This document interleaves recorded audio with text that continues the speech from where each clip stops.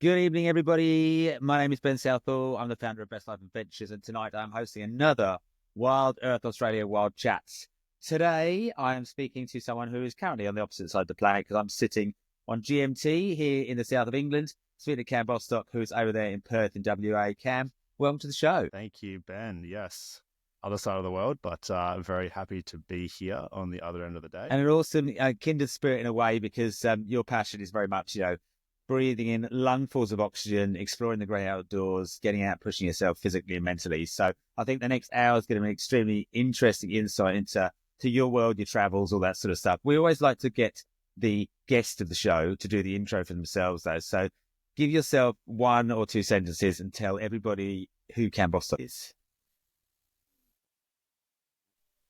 Yeah, I guess I am an outdoor adventurer. I do a lot of hiking. That's sort of the thing I love most, especially long distance hiking. So done a lot of through hiking trails across the world.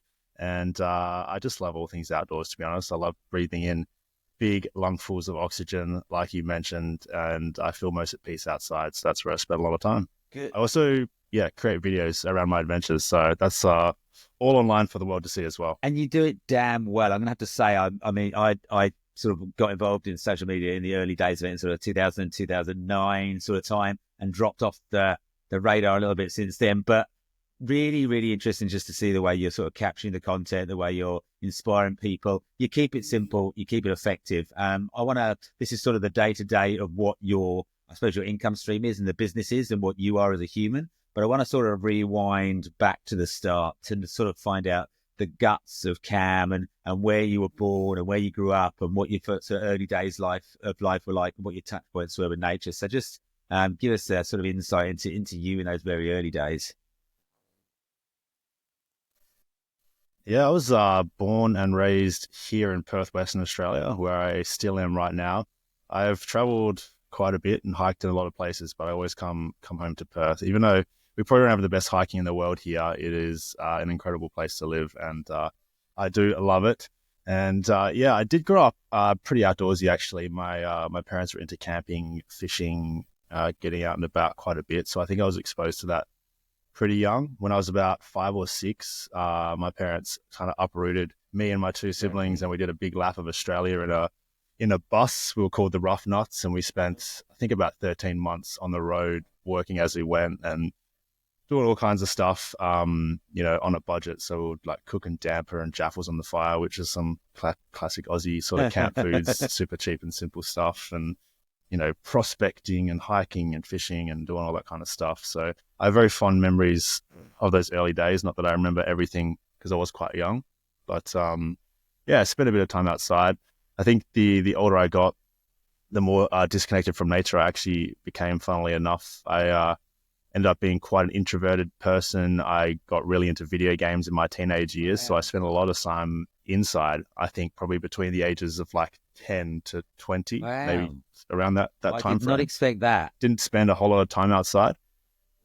Yeah, it was an interesting shift. And looking back, it's kind of interesting how I think the first third of my life I was probably outdoors a lot. The second third, not so much. And then somehow I've come back to my roots over the last 8 years or so in my 20s. And so, I guess I was always kind of interested in content creation, even as a bit of a nerd, spending a lot of time playing video games online. I was making like videos of me doing random stuff in games and just having a good time. And it wasn't until my late teens that I sort of reconnected with nature a bit, started heading out on some hikes with some mates, and eventually did some overnight hikes. And I think that's where I really found peace and like sort of a fulfillment outside that I could never find anywhere else. And I was like, damn, this is freaking cool. And the more I explored, the more I hiked, the more I wanted to do longer trails and push myself and explore new places. And I did a lot of that in Australia. Eventually just started hiking longer and longer trails outside of the country as well. Sounds like there's some real big sort of similarities with a lot of people we speak to that either they rebelled against parents that never gave them the opportunity to get outdoors, or they just sort of not followed in the shadow, but maybe the slipstream and got to absorb that passion and that desire to be outdoors from parents and from family and from good times. I mean, there's always those moments, those little triggers of the first time, when you caught your first fish, or when you went on that scree with a big drop on exposure that gave you that nervousness. I can remember my uncle Colin growing up in Wales, and I've just been to see him this week. He's got Parkinson's. He can hardly speak. He's in his hospital bed. He's been there for 3 years, but he was the guy that took me up Snowdon, up the famous pig track, as a probably 8 or 9 year old. And I remember that massive extreme exposure. And those moments are the things that I think now, when I look back at the foundation blocks of sort of building my love for the outdoors. Have you got sort of some of those moments, your sort of triggers for goodness? Yeah, I think so. Things like catching your first fish, or like, there's like small little crustaceans like yabbies. Like we went yabby, looking for yabbies in creeks and stuff when I was really young. I think my dad drove a lot of that, and just like spending time by the campfire. Just like distinctly remember at the time not knowing that we were broke and all we could afford was to cook up, some simple meals on the campfire, like damper, which is just, flour and water and sugar, and, some spaghetti on some hot bread. Like that's all we could afford. But like looking back, I realized that. But in the moment, I was like, this is super cool. We're just like chilling outside. And I think it's been cool to kind of revisit that sort of rawness of being outside as I've gotten older. I think a big reason I sort of turned away and started heading out into nature less was that my father passed away when I was about 9 or 10. So I think he was definitely a big driver of that when I was young. And so, in hindsight, it's probably a big reason why I made that switch. And then as I kind of came into adulthood and kind of realized what I was missing, made that switch back over the last little while. Interesting times to sort of to have to pull yourself through that, as a young boy and as I suppose a family member, and then having those conversations as they probably still continue to do of the what ifs and knowing if they're sort of part of your life still. And I've got a 7-year-old. I'm separated at the moment from my ex-wife, but we've got this 7-year-old, this little nugget of goodness, and that exposure to the outdoors when we go and do it still together as a sort of separated family. I think those moments just for kids growing up it's such an important thing to have. And Australia, very, very blessed to be able to have that great outdoors around you for all seasons of the year. Even in the midst of the darkest bits of winter in Perth, I woke up and the sun came up at 8 o'clock this morning here. It's -2 outside. It's dark. The trails are frosty. It's beautiful when the sun comes up, but I've tried to keep my trail running going the last 3 or 4 days, and it's a real hard grind. So that youth, that young person's mindset of growing up in Australia, that connection to the outdoors is so amazing. So as you grew up, as you sort of take yourself through those sort of teen years and into those years of becoming someone that was more, I suppose, introverted and lived in front of a screen, what was the triggers that sort of got you away from that? What were those moments where you suddenly thought, hang on, there's more to it than just this screen that we're sitting in? Yeah, I think a lot of it I can probably pinpoint in hindsight, but maybe not in the moment. But definitely feeling like a lack of connection, not only with other people, but like just the world itself. And I think, when I started getting hints of that as I got older, I kind of realized like, okay, maybe there's more to life and more fulfillment that I can get than just sitting in front of a screen all day, which is how I spent a good chunk of most of my days. And, that's when I started dipping my toes and those sort of theories became lived. And now that I look back, I'm like, geez, the difference in my life in so many aspects, physically, mentally, spiritually, from spending a lot of time outside is just so profound compared to maybe how I was as a teenager. And so, yeah, it's an interesting process, and it's like a lot of things. Like you can't really pinpoint those things in the moment, and like you don't really necessarily know why you're being pulled in a certain direction. But as I look back, I'm like, okay, that makes a lot of sense. Like outside is where I was meant to be always, and now I feel right at home. Did you start doing it with friends? Excuse me, or was it family members? How were your first sort of trips away? Or was it just Cam doing things solo? Yeah, I think I had a few family members that were like, at the beginning, we were kind of into like some interesting sports, like jumping off cliffs and, doing flips outside and just random teenage stuff. I think I kind of started getting into that, and, that just kind of brings you outside. But then I think like the first time I got out really into nature and like onto trail, like a friend of mine, from my youth group at my church, like he was organizing this multi-day hike to sort of get a bunch of us outside. He, another thing that I probably realized in hindsight is he probably knew how inside a lot of us were and wanted to get us outside experiencing sort of what he knew was to be really, really awesome spending time in nature. He had actually hiked like a 30-day trail previously, and he took us out for like 3 nights on that same trail to do a little section. And I look back as like that being it was my first overnight hike, and like a really interesting experience, because like I remember just absolutely having the best time out there. I had no reception, I had no access to all the things that I was used to spending a lot of time on, and I was just having like an incredible time. And I think that sort of led to seeking more of that, which, you know, over the years, and as I grew up a bit and was able to kind of initiate my own adventures with a car and a license and, you know, all that kind of stuff, I started seeking that more. So that really, I think that's almost my Uncle Colin moment of that. They're those blocks that build you. They're those foundation stones of that person is someone you'll always resonate to when you're 70 years old. You look back on that person who gave you that insight and gave you that opening, opened the door just to going out and doing more. It was obviously not at that stage, you know, a breadwinner. It wasn't an income stream in those days. It was more of a passion. So it was something you sort of wrapped around your weekends because you had other work that was coming on. What were you doing to sort of supplement yourself? Were you in study? How were you sort of living those sort of teenage 20 years old days? Yeah, well, actually, I got married when I was 19, so quite a young step into that world, and I was working full time in like social work. So I was a social worker working with young people, youth at risk, in like a one-on-one situation, which was really fulfilling. And that was sort of the same period of time, you know, late teens, early 20s, that I started getting more into nature. And you know, I enjoyed making videos when I was playing games, and I was like, you know, I'll just start making videos of these adventures that I'm having outside of work, and just for a bit of fun, I guess, and maybe share it with family and friends and all that kind of stuff. So it was an interesting process that, like, I never expected it or planned for it to morph into like something I would do as a job full time, make a career out of going outside. It was just something that I enjoyed doing and having a bit of fun with while working a full time job and being married and all these other things. So it's been quite the journey over the last probably 6 years or so. And it's not that long, really, that journey, considering, you know, in the early days, a lot of us talk about, when I started running a website about driving around Africa, it was always it was for families and friends. It was to share the story rather than anything greater and bigger than that, and certainly not to monetize it, and certainly not to draw on an audience of 500,000 people on Instagram. It's been quite a growth for you.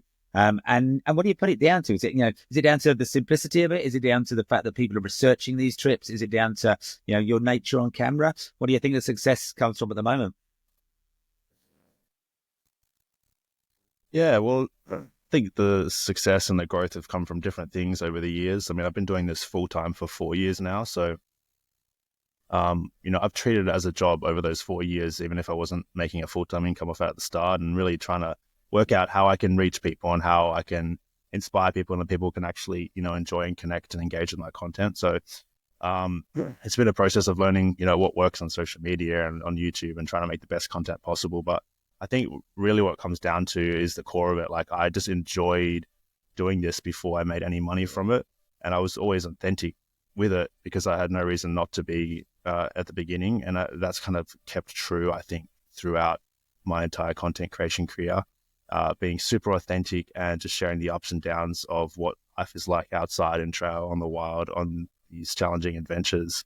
And people resonate with it. And I think a lot of my growth has come from a lot of the long hikes I've done. I think people are just fascinated with someone who chooses to spend 6 months on a trail hiking across the country. You know, people think that's crazy because it is crazy, and people love to follow along journeys like that. So done quite a few of those long hikes over the last few years, and a lot of people have jumped on board to follow along. I think it's people living vicariously, maybe not, you know, some of them are doing it as a research tool. Certainly in my early days of expedition planning, I was always in forums looking at people's written content to see what they were doing and how they're experiencing things, and learning from that. But other people that, you know, maybe will never get the chance to do it, whether it's the fact, you know, they're living in a totally opposite side of the world. They've got family that they can't move away from. They've got a job they can't move away from. So sort of seeing it through your eyes and waiting for that upload, that daily update is probably something that a lot of people are sort of frothing over. Yeah, that's a lot of feedback that I get. You know, people sort of get committed to the journey that I'm on the same way I am as well, and living vicariously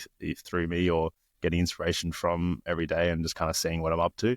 And that's kind of the content I enjoy making most, is like just showing all aspects of a journey, and creating like daily videos, and just someone can follow through the whole thing. You struggle a little bit when you are out of signal, because a lot of these places are fairly wilderness, based environments. So signal drops out, and you're not going to have the ability to do your uploads or get your charging done. How do you deal with that? Are you expecting yourself on a 24-hour regular basis on a big journey to get it up every day, or how do you deal with it? Do you bulk it up? Do you pre-prepare it? What goes on with that sort of content creation calendar?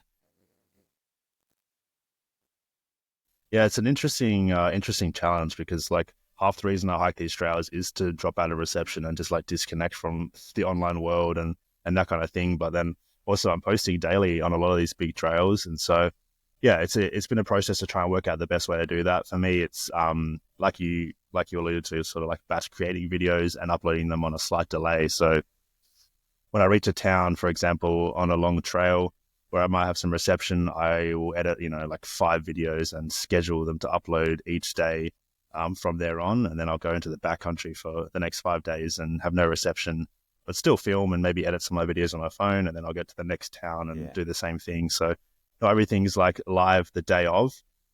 It's slightly delayed, but it allows me to be consistent, and there's not too much pressure when I'm out there as well. I can still enjoy the experience and not have to like stress about climbing this random mountain off trail to try and get some signal to upload video.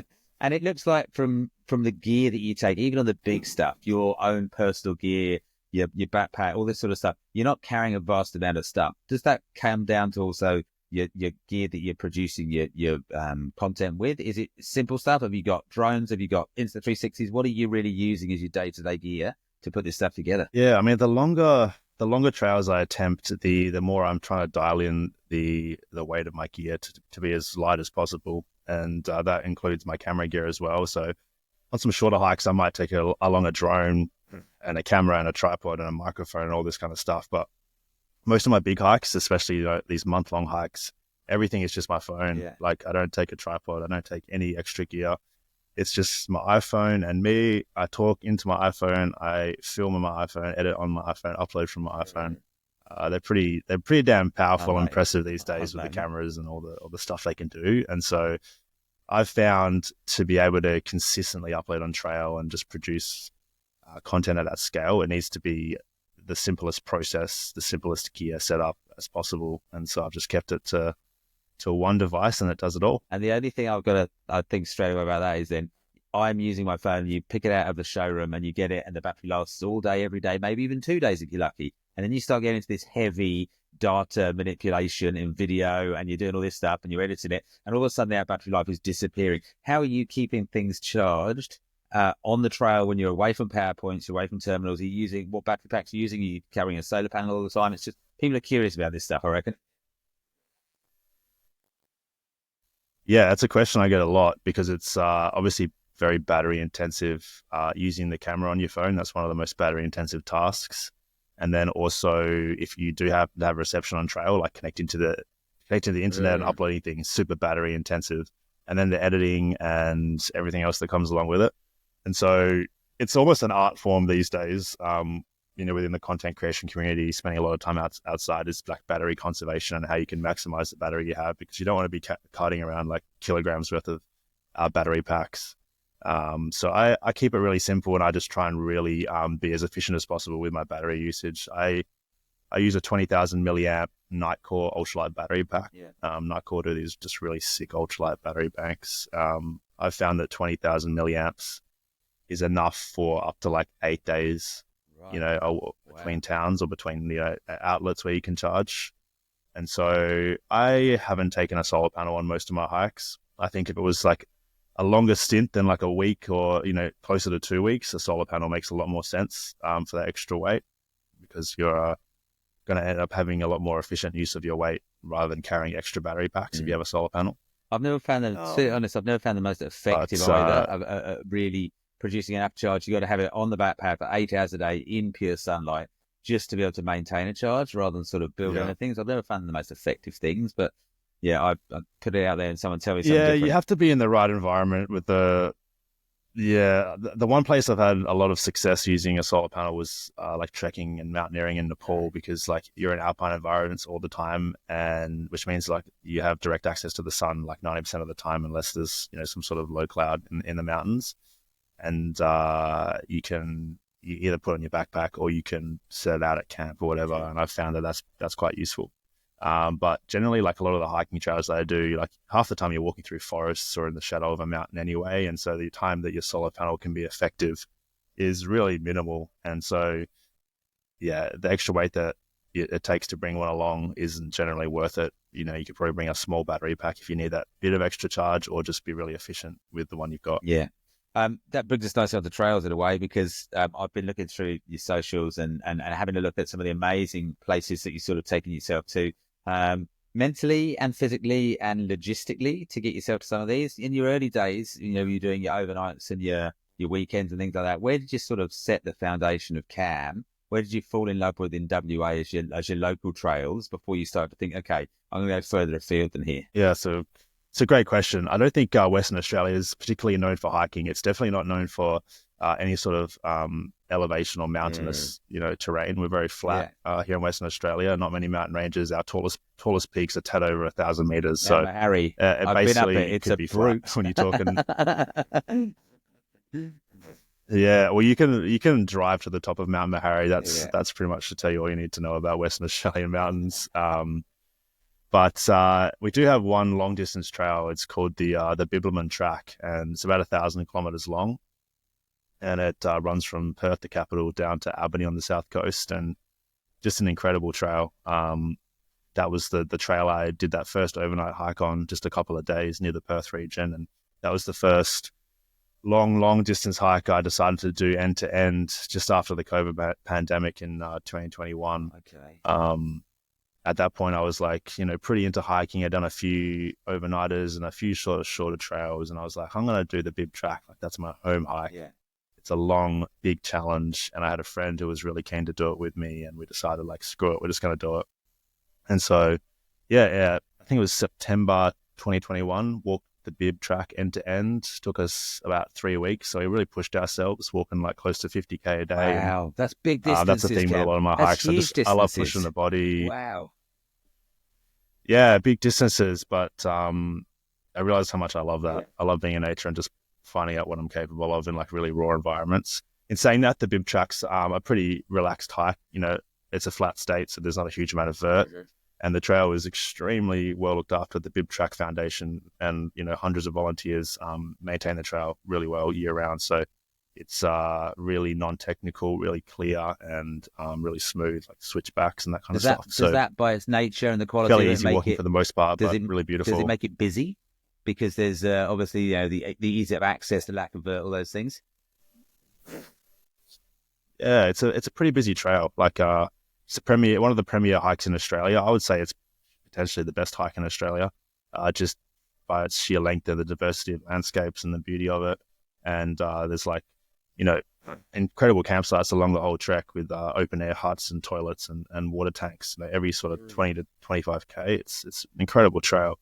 So it's quite popular. Yeah, a lot of West Aussies have it as like that goal if they're into hiking, and that was definitely the sort of the category I fall into. And the last couple of years, it's been getting quite a lot of international recognition with a lot of people traveling to come do it. So in spring, which is the peak hiking season in Western Australia, Bib Track can get pretty busy, day hikers and multi-day hikers, and then the end-to-enders as well. It's a really great trail. It's a great cohort of people that you're sort of falling into the pocket of in a way. There's the people that you want to walk with, that you've met up with, your friend that you're going to go and do it with, but also there's people you're meeting along the way, because that seems to be, from most of the social posts that you're doing, it's about the relationships, it's about the people that you meet and you want to spend time with, because they're coming from the same headspace, they got the same foundations, they got the same background, they just love the outdoors. That seems to be like a really important part of your physical community, so much more than the digital community. Yeah, it's an interesting one because I alluded to it earlier. I'm pretty introverted naturally, and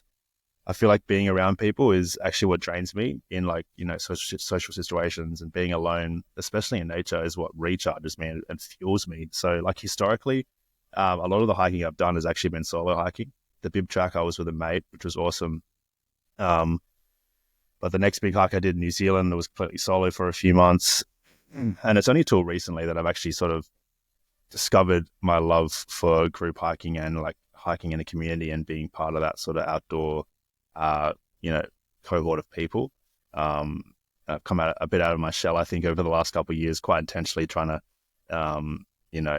get over the social anxieties and, get over the limitations of the introvertedness while still embracing it. And, I wouldn't consider myself as much of a solo hiker anymore. Actually, I like trying to seek out people to hike with, which is quite an interesting transition over the journey. But in saying that first hike I did on the bib track was with a mate, and it was pretty epic because we're pushing pretty hard. So having someone to kind of fall back on and motivate you was really helpful. It seems like this is almost like the unwritten theory of the concepts that for people and young people that are having trouble growing up, the conditions around them, the great outdoors is one of the best classrooms they can learn in. It's one of the best ways to counsel just by getting outdoors and doing things. And just from talking about losing your father at an early age, then spending time, in front of a computer as a gamer, and then spending time as a more introverted outsider, but now going into the group outdoors world, it seems like it's you're practicing what you preach with the counseling world. Yeah, it's been an interesting transition, and it's always funny looking back over the journey and seeing that sort of progress that you never realize it's happening in the moment. Yeah.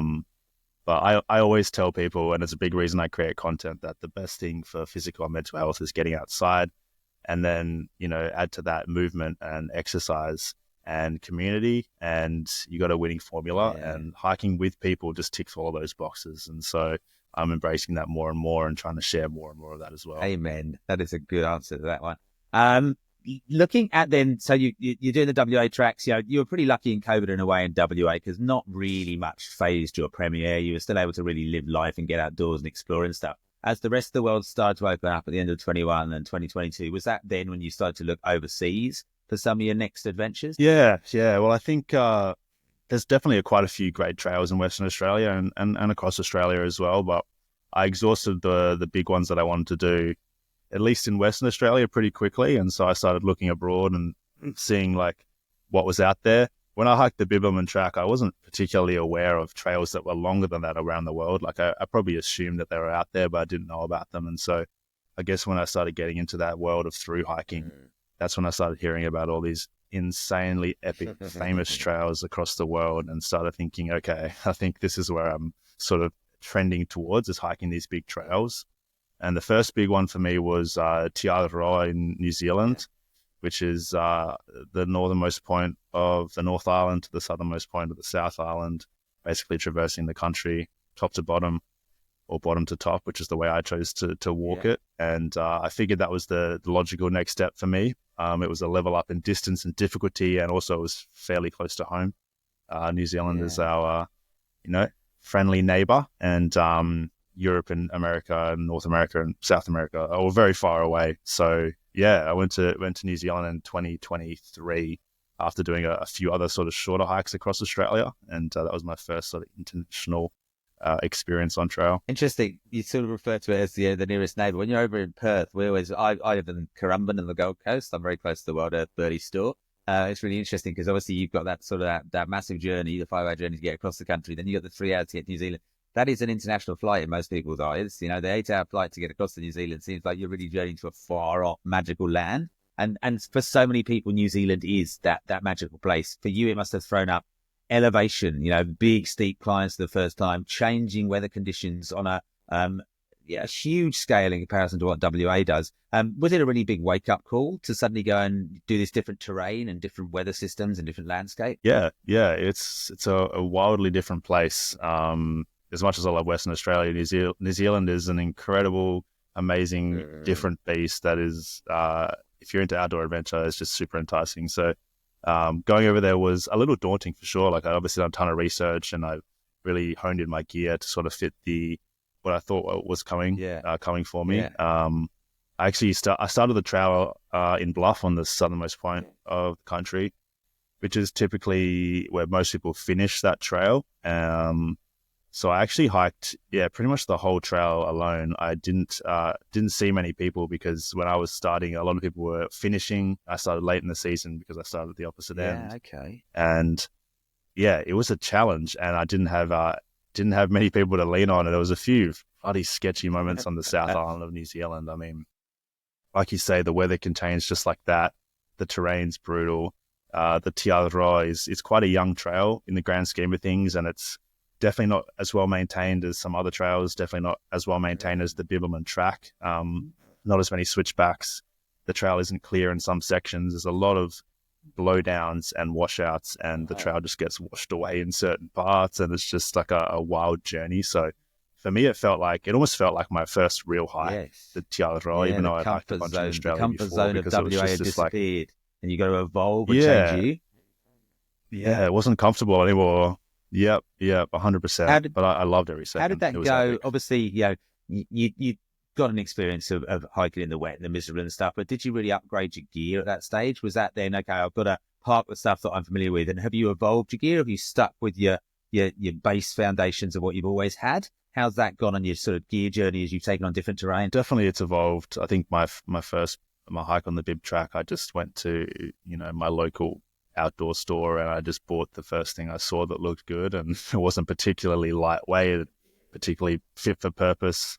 I remember my first backpack was only like a third of the way full with all the gear that I took on that trail, and it just didn't really make sense. At the time, I thought it was great, and I was like, look at my gear, it's all brand new and ultralight. But in hindsight, it wasn't so much. So I think going to New Zealand put a bit more effort into honing that in, and even more so on hikes that I've done in the last 12 months, where I've just really like gone super ultralight and super sort of specific with each piece of gear that has as much multi-use as possible. And so I think it's natural for any adventurer or any hiker to sort of evolve as they do more trips and see other people using their different things, and gear technology evolves as well. So it's updated a lot over the years. And there's always someone who's got something different or new or enticing, or materials or technology has changed things just that little bit more to make it whether it's more comfortable or lighter weight or longer lasting batteries. It's always that sort of gear thing. Where do you do your research? Like you say, it's people on the trail, but are there sort of things that are coming and being thrust in your face now? Like, look, we've got this. Why don't you give it a go? Yeah, well, with the social media, I get a lot of brands reaching out to me to use their products and that kind of stuff, promote their gear. So it's an interesting dichotomy of actually trying to work out what actually is going to work for what I'm doing, compared to maybe how I'm going to earn money this month, because the brand might offer a lot of money to use a certain piece of gear. So the more I've evolved, the more I've lent towards just really prioritizing my audience and building trust with them, and actually just promoting gear that I use and I love. And so that's what I do these days when it comes to working with brands and stuff. But I'm very lucky to be in the position that a lot of the gear that I love, I'm able to work with those brands. So it's a win-win-win in that situation. But a lot of my information, I'd say most of my information, comes from talking to people who are just a bit further along the journey from me. I'm super interested in like ultralight gear and getting really low base weights, and so I follow people on Instagram, and I try and call people that I've met online or that I've met on trail, and really just shout out what people are doing. And I love digging through people's gear on trail. I have a mate, his name's Tom Bartlett.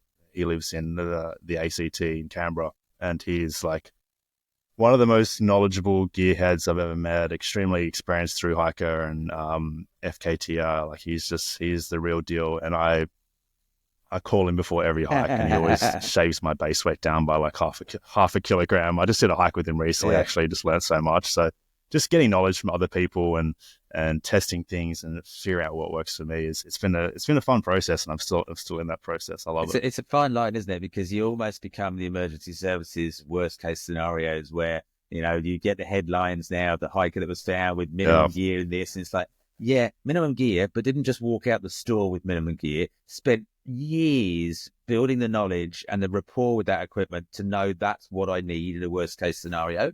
If you get to your worst case scenarios, how do you get in touch with people? What's your comms? How do you make sure that, are you on a day by day trail itinerary that someone has, and if you don't check in, they look after you? Or how does it work for you keeping in touch? Yeah, that's an interesting point before I answer that question about like building up the knowledge and the confidence in your gear and yourself over many years and many adventures to be able to change your gear, go ultralight, and maybe omit some things that you would bring. I think that's something that I've been on the journey of, just building such a confidence in what I'm capable of and the gear that I have, that I can sort of make these small changes and adjustments and still feel pretty safe. But obviously anything can happen in the backcountry, which is why you do need these ways to contact emergency services and that kind of thing. So yeah, I carry a satellite communicator. I use a bivy stick. It's like an American brand, which I really like. Always on me, which is handy for calling the wife back home when I don't have reception for a week, and also handy for popping the SOS button if I break a leg or get bit by a snake. Just seen that guy that's just been picked up in the Alpine country down in New South Wales, wasn't he? Had 2 weeks out, 2 muesli bars, found a stream, found a creek, crazy. And Cozzy in summer as well. So how, you think Cozzy's a popular place, there's a lot of people walking around, there's a lot of tracks in a way, but somehow managed to get so separated and did bloody well to survive, to be honest with you.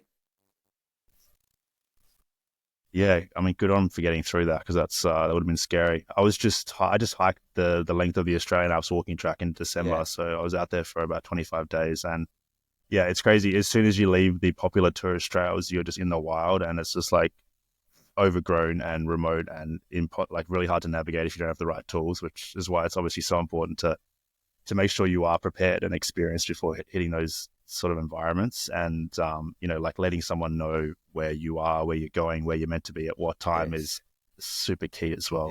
Yeah. I mean, you don't show up, you want someone to be sort of rooting for you back home to get found, or notify someone, that kind of thing. So you've gone and done your WA stuff. You sort of cut your teeth a little bit more in New Zealand. You've gone and done this one. How long did it take? What was the total distance in the end? And how'd you feel when you sort of completed that one? Yeah. New Zealand was about 2,500 kilometers. And I was out there for like 2.5 months, I believe, something in that range. At the time, it was the best hike I ever did. New Zealand's an incredible country. I'm not sure how much of it you've explored, but just especially the South Island is just pristine wilderness. And I'm a big Lord of the Rings fan, so I was like walking through the movies and like literally walking past Mount Doom, and I went to Hobbiton that was just off trail and like those kinds of things, which is just pretty cool. But yeah, I feel like I grew a lot from that hike, in fitness and knowledge and skills and confidence, just because of how much was thrown at me, walking through blizzards and torrential rain, and then a lot of heat, and super remote backcountry that's super technical, and, huge river crossings, and just all these things that I had never really done before and was kind of forced to adapt to on the fly. And it was epic. It's such an incredible trail. And I love the backcountry hut system in New Zealand, to be able to just be in the middle of nowhere, and then all of a sudden there's this like Airbnb quality hut, 2 days from any road. It's like, this is sick. So, luckily with the extreme weather, you could often hide away in a hut with a fire or something. And yeah, I love that trail. It's amazing. New Zealand is a simply magnificent country. I was there a month ago, just in Queenstown. A very, very, if anyone's watching internationally, very big, popular adventure destination on the South Island. It's always the flight into Queenstown that gets me, because you've got the ranges of mountains and you can see little trails along some of the ridge lines, and you just think, I wonder if, and how can I get there, and what can I do? It's sort of a total source of inspiration just getting into the country before you even get there and do stuff. So yeah, New Zealand, very, very special place. So when you get to the end of these ones, my adventure mindset is always that whilst I'm on the adventure, I'm almost always conjuring up thoughts on what the next one might be. It's, you've got your best thinking time, the blood is flowing through the brain, you've got clean thinking going on. As you were in New Zealand, you were coming towards that final sort of 10% of it. Was the mind about, I want to get home, don't care what else is going to happen now, oh, just don't show me another trail, I don't want to walk again? Or was it always about, what's the next thing?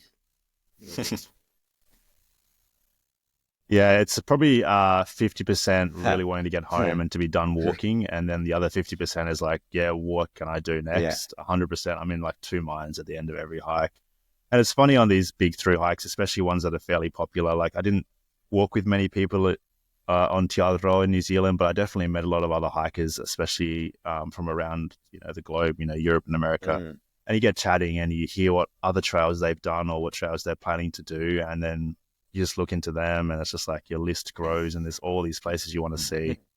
For me, the end of New Zealand, probably even towards the beginning, I had started hearing about this trail called the Pacific Crest Trail in the US, and the more I heard about people's experiences on that trail, and the more I researched it, watched videos about it. I remember watching Eleanor Osborne. She's an incredible filmmaker, through hiker, and she had she's a Kiwi, and she did a documentary series on Te Araroa, but also before that, she had done a documentary series on the Pacific Crest Trail. I remember watching that while hiking Te Araroa and being like, "Holy crap, this is the pinnacle of through hiking." And the more I You were learned about it, the cheating more on I your realized current like this is trail by looking at another. I can't believe you.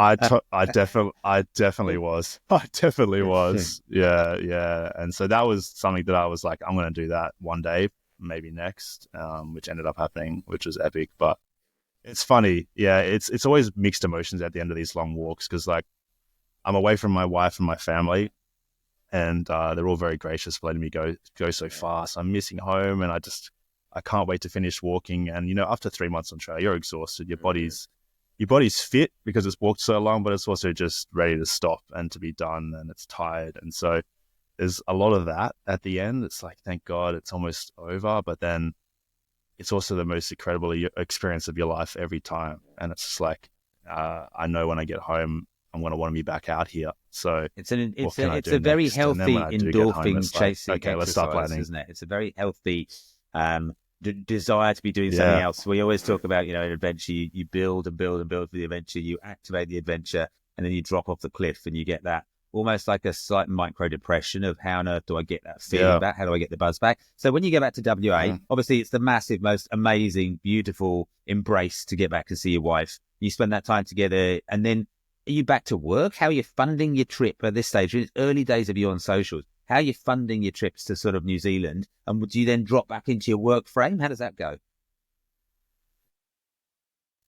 Yeah, so during the New Zealand hike, I had committed to being a full-time content creator at that point. It was my second year, I guess. So I was making a bit of money on the trail, sort of like using some gear from brands that I loved. And I started like a Patreon community, which is like this private community that people pay to be a part of, and they get access to perks and that kind of stuff. Do you find that hard? Because I see a lot of people with Patreon that are obviously doing that as their income stream. Is it hard? Do they give you a formula or a template on the sort of stuff you can release and should release, or is it all just coming from your head? There's definitely a lot of guidelines, and I've been members of other creators' Patreons as well. So, there's some insights there that I've gotten. Yeah. But a lot of it is just like, I don't know, I guess what I would want to see if I was following a hiker. Sure. And so I just share a lot of the behind the scenes of my trails. A lot of the videos that I post are like delayed on trail for reception reasons, but like I'll try to update my patrons, as soon as I can, even if it's a little more raw and that kind of stuff. And so I was able to build up a pretty incredible community over there, which has been a big part of my income over the last few years. So when I got home from New Zealand, it was kind of like diving into editing videos and content and just getting back into the groove of things and trying to get new brand deals and make money off what I was doing, but also just like planning what was next. And ended up having a pretty big year in 2023 after getting back from New Zealand, and I'm going to Nepal. I went to Tanzania and did Kilimanjaro that year as well. So it was a busy one. It was a busy one for sure. I was always sort of planning the next thing. I'm just imagining this is for me, maybe I've got a different relationship with my now separated wife, of the moment you have to drop into the conversation, the idea of the next one and how that goes. Is that an awkward moment, or is it by text as an idea first to get away from that bit?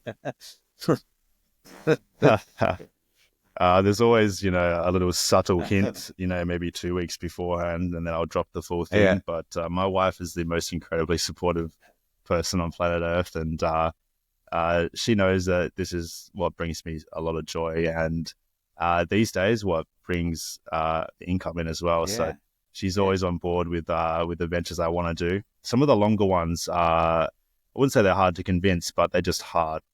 Being apart for that long, it's just a reality of relationships. Being apart physically is tough. So we've had our challenges in some of the longer ones. I was in America 5 months last year. That was really tough. Didn't see my wife for 5 months. Wow. Brutal. But did she ever come and join you? We were able to grow sort of individually away from each other. She didn't in the US last year. She came over when I was in New Zealand, actually. So we weren't actually apart for a huge amount of time in a row. But yeah, it's always hard, even, weeks apart. It's tough, but she's the best, Karis. Love it. PCT then. So 139 days. Is there a fixed way you go on it? Do you go north, south? Do you go south, north, Mexico, Canada, I believe? Yeah, you start in the US-Mexico border in Southern California. Most people start there, probably 95% of people. Some choose to go southbound.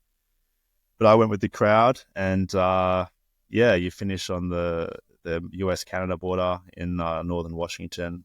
It's about 4,300 kilometers long. So, yeah, a big trek. And that was, like I said, that was like the big dream for quite a while. What do you expect to break on something like this? Do you have niggling injuries you have to nurse through this? Do you have gear that you know you're going to need 3 of them to get to the end? How does it sort of work in your head of the serviceability of you and everything you take with you? Yeah, well, the goal is to not get injured. That is the number one priority for me on trail, is the longevity of my body to get me to the end. So I try to take good care of myself before, during, and after hikes. The main thing on a long through hike is literally just starting slow and giving your body time to adapt. Like, even if you're insanely fit coming into a trail, the leading cause of people quitting is just overuse injuries from going too hard too fast. So that was really at the forefront of my mind at the start of the PCT, was just sort of easing in, letting the tendons and ligaments and muscles all adapt. And after a month or so, you're just in the best shape of your life. And it's pretty hard to get injured unless you make like some stupid mistake and fall off a cliff or something. And so I felt great throughout the PCT regarding my body and my injuries. Didn't get sick or had anything that took me off trail. But obviously, when it comes to gear, like, you expect everything to break at some point. Yeah. It's such a long time. You're spending 5 months sleeping in the dirt every day. And so, especially things like shoes and clothes are things you expect to wear out and have to replace. And I think I had 6 pairs of shoes throughout the PCT and multiple sets of clothes and stuff like that. I was pretty lucky with a lot of my gear. I think, I try to take as good care of it as I can, and most of it got me to the end. So that was nice. Did you use the same style or say exactly the same brand and model of hiking shoe or boot? 6 versions of the same, or did you mix it up for different conditions? How did that work? I used the same shoe the whole time. Trail running shoe, the Hoka Speed Goat. Yeah. Love that shoe. Most thru hikers are wearing some form of trail running shoe. It's kind of the go-to. It's for lightweight and just like athleticism and breathability and the ability to dry out and drain water and that kind of stuff. But the thing with running shoes is they wear out pretty quick as well. So most hikers are spending quite a bit of money replacing them along the trek. Hence the brand alignment and the I used Hoka shoes. Yeah, that's right. It's handy when you have access to something like that. But yeah, Hoka shoes got me to the end, and Hokas were definitely the most popular shoe on trail. A lot of people wearing Hokas. They've had an absolute explosion in a way. I mean, in 2011, I did something called the New Zealand 9. It was the 9 Great Walks in New Zealand over 9 days back to back, and I ran them, and that was my sort of entry into the silly, stupid stuff. Worst way to do the best trails in the world, I always say, because you're looking at your feet, you don't get time in the huts with people, you just go. And that was in the early days. That was when Hoka were probably only about 2 or 3 years in their infancy. And then it was a fairly specialist shoe. It was maximalist, it was to protect my knees. And now it is, the sponsor of UTMB. They're absolutely everywhere. Their emergence in the market has been significant. And you're saying that even the sort of hiking community, the thru hikers are using these? Yeah, the thru hiking community probably over the last 5 years have really jumped on the Hoka train, specifically the Speed Goats, but some other models as well. Speed Goats just seem to tick all the boxes for what you want in a really ultra long distance hiking shoe. Yeah. Good grip, really comfortable, big stack height. And they just dry out fast. Literally just got their new ones with the slightly... all the things you want. Have you seen the hiking version that's got the little Velcro, almost the anti-dust neck around the top of the ankle? I've just got those. Haven't even put them on yet. I've got them for a trip we're doing in a couple of weeks' time, but I'm curious to see how they are. It's basically a shoe with a sock attached to it now. Yeah, it's like a shoe with a gaiter. Yeah. So a lot of every thru hiker we're wearing like gaiters, really lightweight gaiters over their shoes. So I'd be interested to check those out. Actually, that sounds really cool. So PCT, you obviously go through, looking at the news in the last 24 hours, the LA area, PCT trail sort of skirts around the edge of that. It's on fire. It's a crazy, mad thing that's happening in the last 48 hours. LA is on fire. It's the front page news. Do you're sort of going close to that area as well? You're fairly populated, but then you're going into the midst of the wilderness and bear country. It's everything, isn't it? Yeah. The crazy thing about the LA fires is the middle of winter over there at the moment, so you just wouldn't expect it to be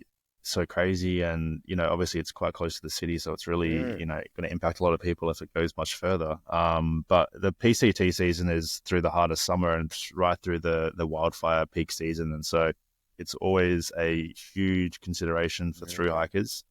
Because every single year there are wildfires that impact thru hikers on the PCT. At least in the last sort of 5-10 years, it's become really prevalent. So it's always something you're thinking of, especially Northern California and Oregon and even up into Washington. And this year was pretty bad for wildfires. Unfortunately, like some big fires swept through the states.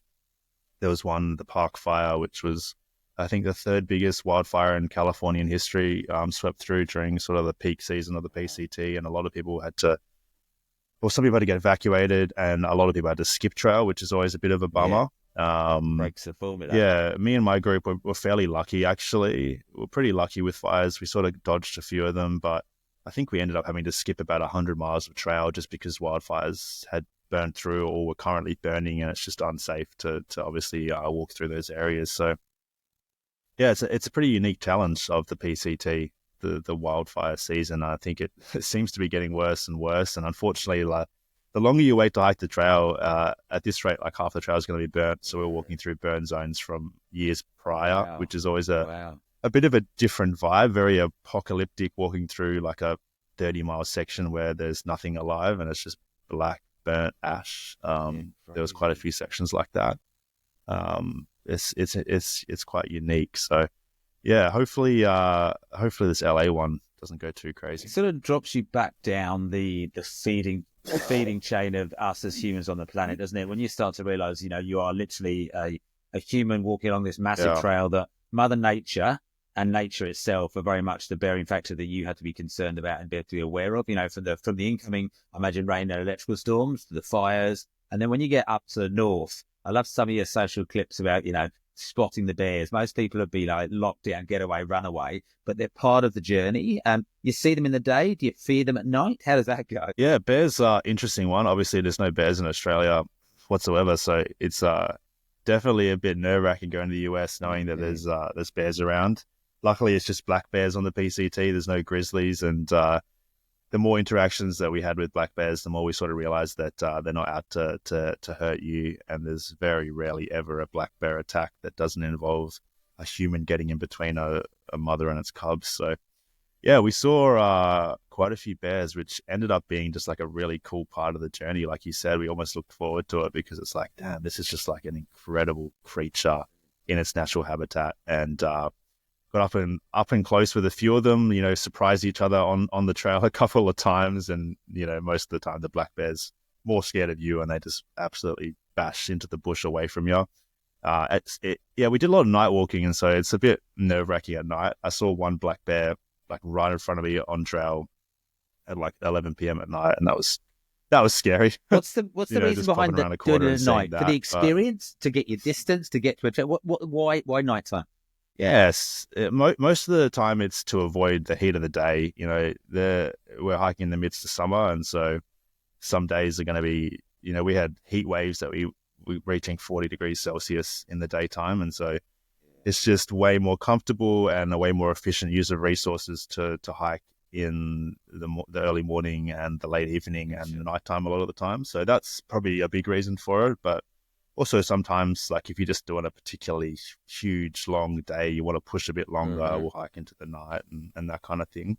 I think bears weren't really the worry at night or in general as far as wildlife, because the mountain lions are the ones that actually have a history of, although rare, like attacking people and stalking people and that kind of stuff. They're not as sort of docile towards humans as the black bears. So always a lookout for mountain lions. Luckily didn't really see any or have any encounters with any, but they're also out there, which is pretty wild. Some parts of the trail that you go to are not as well marked. When you've gone and done stuff on the Australian Alpine Walking Track and some of the areas of the PCT, it's certainly navigation is a bit of an issue and a bit of a difficulty. How are you finding the trail? Are you using a phone with the app on it? Are you using a traditional compass and map? How do you find your way through those difficult sections? Yeah, it's a good question. there's an app called Far Out, which is like the through hikers navigation app that pretty much everyone uses. It's a really great app. It has all the long trails around the world, and it's like a sort of community, really community focused. And so there's like, you've got your route obviously, and you've got your arrow, your GPS, where you can see where your direction you're heading and where you're going, where you're at in comparison to the trail. But also it's got all the icons of campsites, water sources, towns, everything you could need to know for the trail, within reason. It's the really popular trails like the PCT are updated pretty regularly.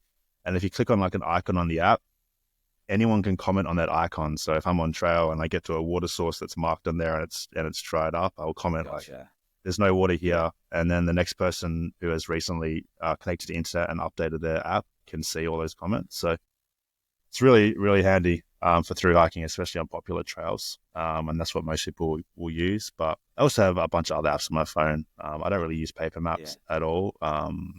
I've never really had issues with my phone dying, although that definitely is a possibility. But I definitely have multiple apps, like GPS apps and stuff as well, to help me navigate and like help me with contour lines and elevation and all that kind of stuff as well. Are you with this, your distances, are you data driven? Are you data curious where you need to have you got your smartphone, your smartwatch, your ring? Are you knowing what you're taking in as your calories and you're expelling as calorie count as well? Yeah. Especially when it comes to sort of distance, pace, elevation, I'm very interested in stats. So I track everything on my watch, and I always have like spreadsheets on my phone when I'm through hiking, like tracking my distance and all of this stuff. It's fascinating. I love a lot this. of people find it kind of strange. I don't know why. I'm really interested in it all. Yeah, I'm really interested in all that. I don't think I'd hike if Strava didn't exist. I love just like seeing the routes, the stats and the breakdowns and all that stuff. I got a Phoenix 7 solar. So almost Garmin. Too much information, but just good for your head. There's as much information as I want on this watch, which is handy. But I don't know. I like the stats. I do like the stats. I always I like seeing my average walked over the last week, and like how much more I walked on week 7 of the hike than week 1 to sort of track my fitness gains and how I felt each day. And yeah, it's a fun part of it for me, for sure. I totally agree. And I get to share all those stats online, and there's a lot of other nerds like me out there that like reading all that as well. It is, in a way, it's that that little boy who was growing up from sort of 15 to 20, who was locked in the room watching a screen. You're doing it now, but you're doing it for the benefit of your greater good and the outdoors. You know what? That's a great point that I haven't thought about before. But obviously, a lot of video games are very stats based, and I was always quite interested in that kind of stuff. So maybe that's just my way of sort of transferring a small part of that to the outdoor adventure side of my life. Yeah, that's quite interesting. I'm not going to downsize the effort of the PCT, but I know we're pushed on time. You've got 139 days. You obviously got a massive, amazing start, a big finale. I love the social clips of you all arriving at the last finish point. That gut feel at the end of that one must have been overwhelming relief to get back to the family again. Yeah. It was interesting. The last sort of month on trail is where I sort of switched from taking it day by day and step by step to really thinking about, okay, the end's kind of close now. And when you're thinking about the end of the trail, all I could think about was getting home. And I was very ready to finish the PCT when I did. Most incredible experience of my life. But we hitchhiked back to Seattle, which is the closest big city from the end of the PCT. And I flew straight home to Australia, like 24 hours on the plane. Got back with the wife, me and the family, and caught up on everything. So I was very, very happy to be done. But like always, I've been home for quite a few months now, and all I can think about is being back out on the trail. I'm going to have to fast forward through some questions, but we just hit the air, but we can always roll over on these ones.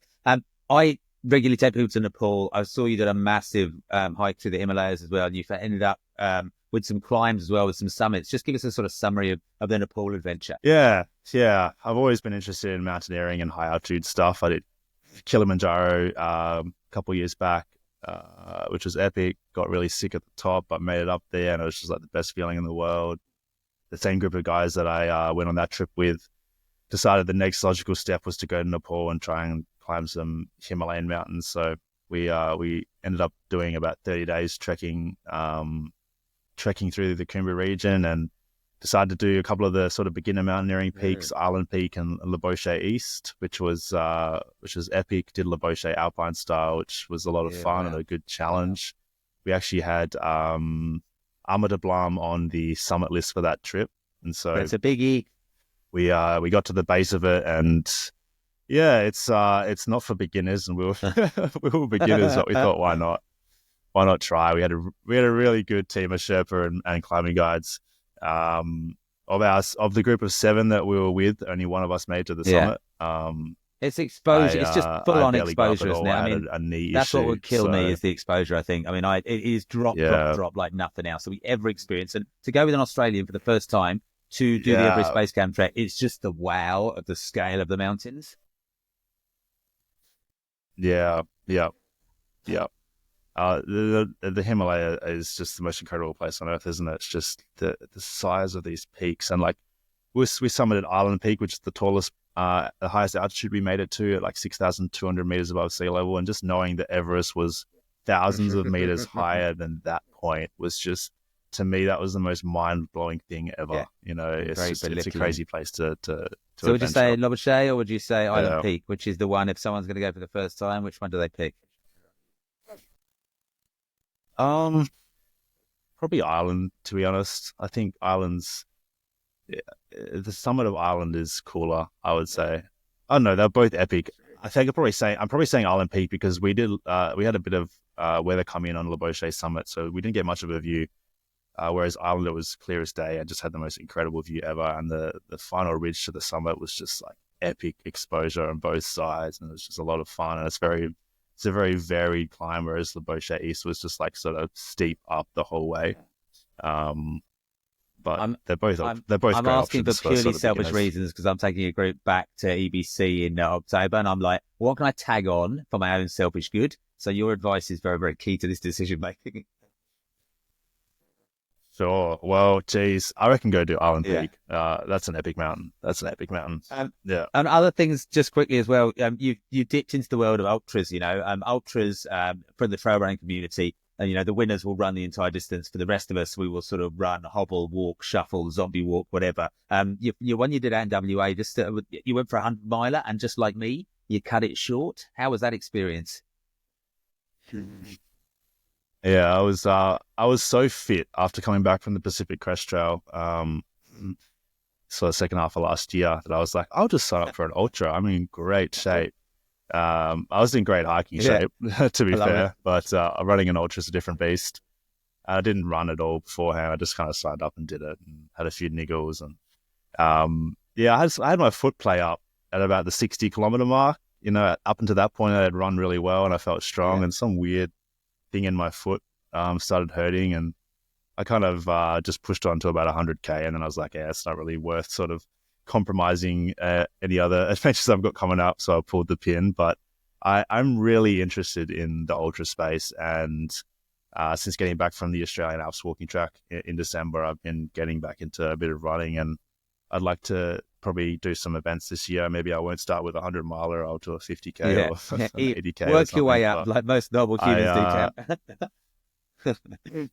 Yeah, well, I'm a big fan of the sport as well. I love watching ultras and following sort of the big races, like UTMB. I love streaming and all the big US races. Come that stuff, August window for UTMB, sitting on that 24-hour YouTube feed and just watching the highs, the lows. So good. Lucy Bartholomew, amazing Australian athlete who is absolutely smashing out there in the UTMB world at the moment. They got a 10th place 2 years in a row now.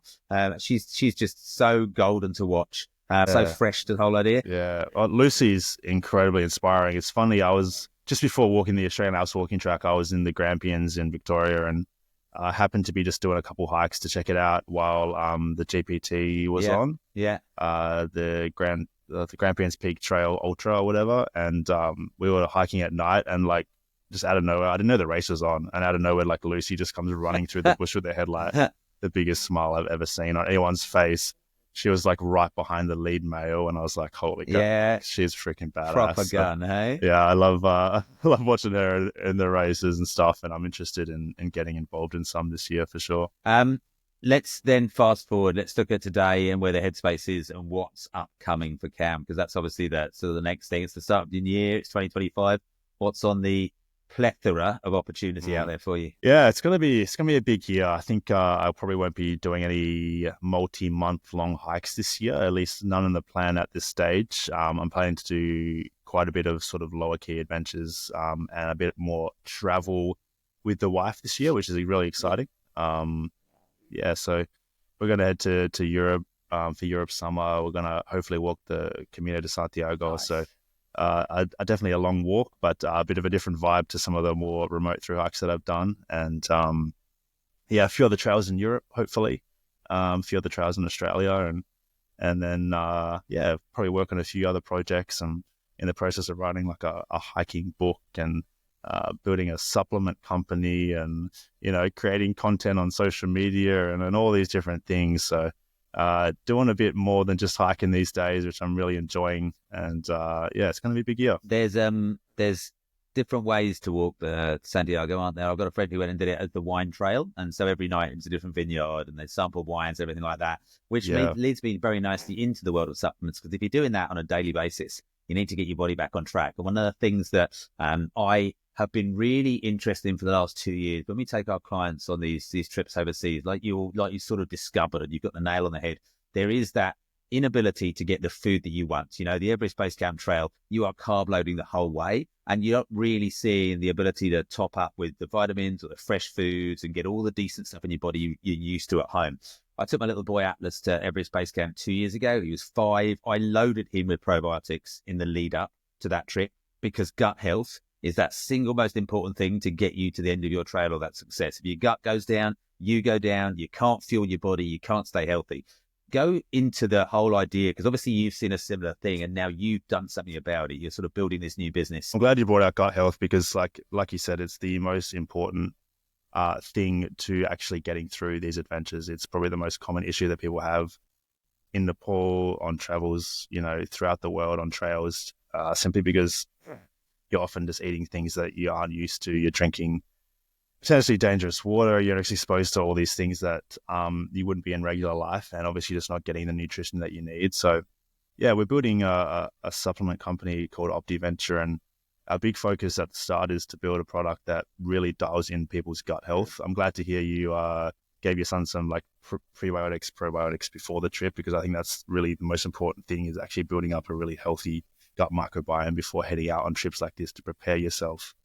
And then also we're going to bring some supplements that are sort of like all-in-one and simplified for expeditions and travel to take on trail, and really just fill all those gaps that you get. I've done a lot of through hiking, and the diet of through hikers, including my own, just consists of ramen and candy for the most part. Yeah. And like you said, you're in Nepal and you're just eating dal bhat and momos all day. So there's not a whole lot of nutritional value there. So yeah, we're excited.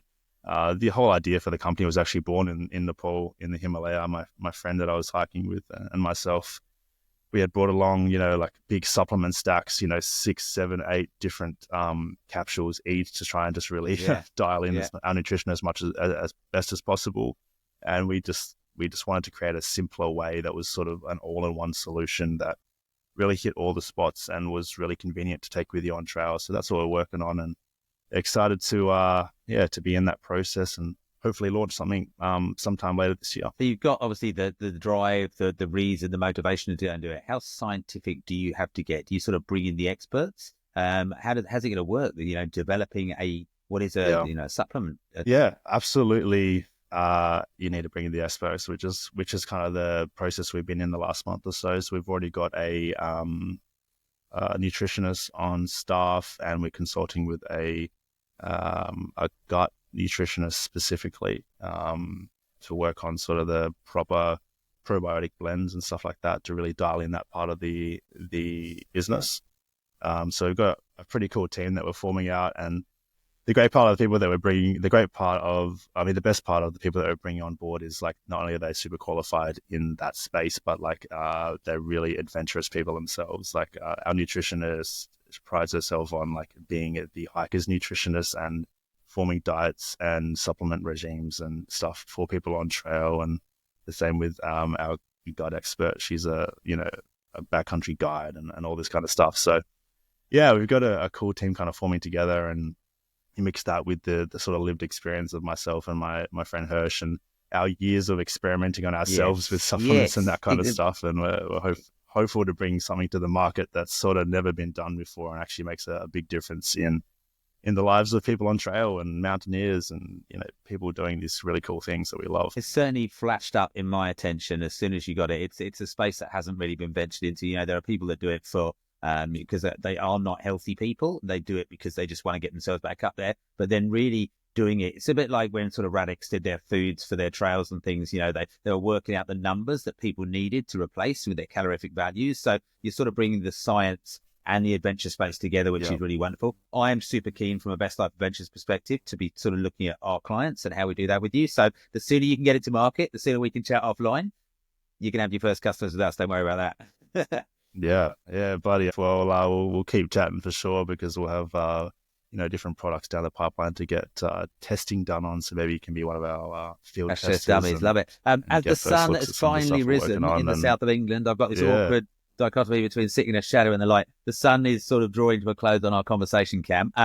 Thank you for being part of Wild Earth's Wild Chats. I really, really enjoyed just going through, first of all, your digital platforms. It's wonderful to see. It's very inspiring. You're doing a super job, mate. And thank you for your time today. Of course, man. Really appreciate you having me. Had an absolute blast. All right. Cheers. Signing out. See ya.